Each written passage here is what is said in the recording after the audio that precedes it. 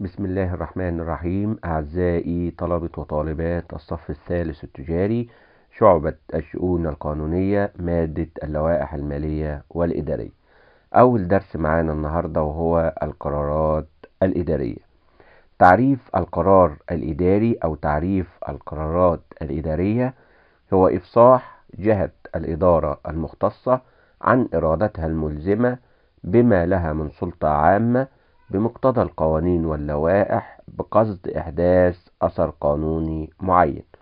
أنواع القرارات الإدارية: عندي 4 أنواع القرارات الإدارية. أول نوع معانا وهو القرارات الإيجابية أو القرار الإيجابي، هو إفصاح جهة الإدارة المختصة عن إرادتها بشكل إيجابي وتقوم بإصدار القرارات. يعني لازم الإدارة تتم تنفيذ القرار، ده يعتبر قرار إيجابي، مثل صدور قرار بتعيين أحد الأشخاص في وظيفة معينة أو فصله منها.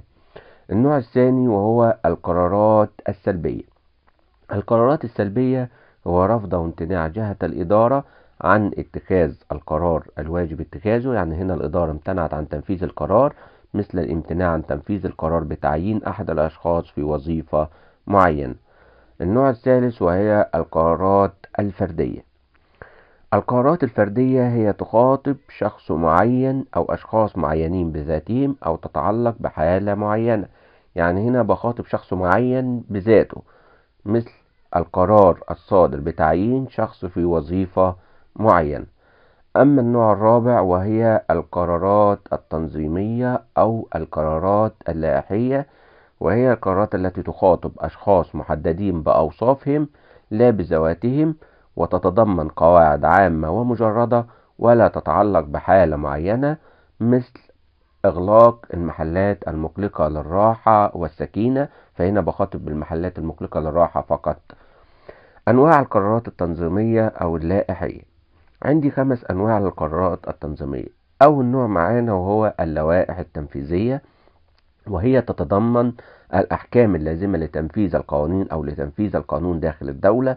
دي بتصدر من رئيس الجمهورية. هنا يجوز لرئيس الجمهورية تفويض غيره في إصدار تلك القرارات.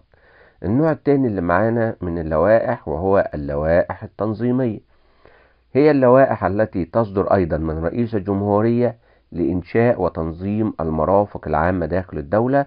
وهنا عكس اللوائح التنفيذية، لا يجوز لرئيس الجمهورية تفويض غيره في إصدار تلك اللوائح لأن الدستور لم يعطيه الحق في ذلك. ثالث نوع معانا وهي لوائح الضبط. لوائح الضبط تعتبر من اللوائح المقيدة للحرية، وهي تصدر من رئيس الجمهورية أيضا للمحافظة على النظام العام والصحة العامة والسكينة. وهنا التفويض بتاعها زي اللوائح التنظيمية، لا يجوز لرئيس الجمهورية تفويض غيره لعدم إعطاء الدستور له الحق في التفويض. رابع نوع معانا وهو لوائح التفويض. دي لوائح أو قرارات بتصدر من رئيس الجمهورية بناء على تفويض من مجلس الشعب وفي أيام انعقاده. يعني لازم تفويض من مجلس الشعب ولازم يكون في دور انعقاد مجلس الشعب، يعني في عدم غياب مجلس الشعب. ومن شروطها الشرط الأول أن يكون مجلس الشعب في حالة انعقاد زي ما قلنا، ويقوم بتفويض رئيس الجمهورية. يعني مجلس الشعب يقوم برضه بتفويض رئيس الجمهورية، وتكون هناك ضرورة وفي الأحوال الاستثنائية. يعني لازم يكون في ضرورة وفي ظروف استثنائية أو ظروف قهر. الشرط الثاني هو تحديد مدة التفويض. هنا مجلس الشعب برضه بيحدد مدة التفويض لرئيس الجمهورية لإصدار القرار.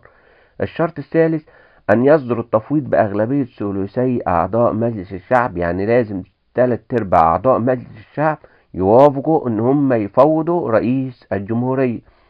الشرط الرابع تحديد موضوعات التفويض. برضو مجلس الشعب ما سابش رئيس الجمهورية هو اللي يختار الموضوعات، لا بيحدد له الموضوعات اللي يتم اتخاذ فيها القرارات. أما الشرط الخامس عرض القرارات على مجلس الشعب في أول جلسة بعد انتهاء التفويض. أول ما ينتهي التفويض بتعرض القرارات على مجلس الشعب في أول جلسة له في انعقاد.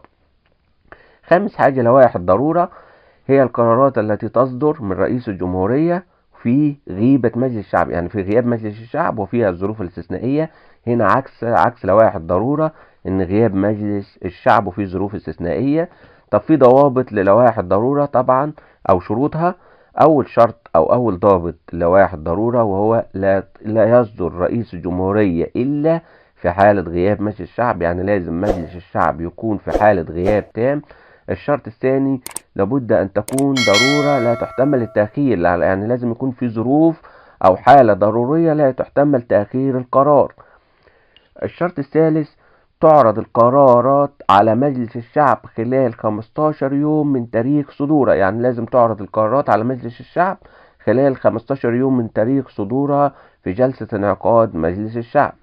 أما الشرط الرابع والأخير، إذا عرضت على مجلس الشعب ولم يقرها تزول بأثر رجعي ما كان لها من قوة القانون، يعني تعتبر كأنها لم تكن. وده آخر شرط معانا في القرارات الإدارية. بشكركم على حسن استماعكم، والسلام عليكم ورحمة الله وبركاته.